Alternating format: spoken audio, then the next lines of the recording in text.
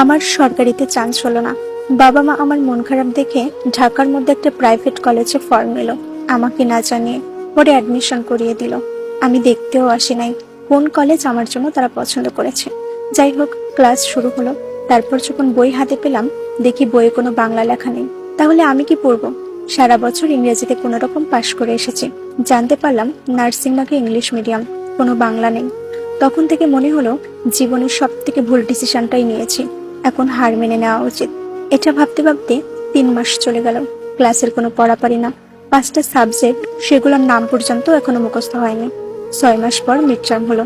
খুবই জঘন্য একটা রেজাল্ট করলাম। মন খারাপ হলো। তারপর ডিসিশন নিলাম আমি অ্যাডমিশন ক্যান্সেল করব। আমার স্বপ্ন শেষ। আমার অনেক ফ্রেন্ডরা অ্যাডমিশন ক্যান্সেল করে চলেও গেল। আমি আম্মুকে জানালাম। বলল ভর্তির সময় 80,000 টাকা দিয়েছি, ফেরত নিয়ে আসো। চুপ রইলাম, কিছু বলার নাই। এদিকে ফাইনাল এক্সামও চলে আসছে। সব বোর্ড এক্সাম, 60 মার্কে পাস। কখনো ফেল করি নাই। এখন পাস করার জন্য হলেও তো পড়া উচিত।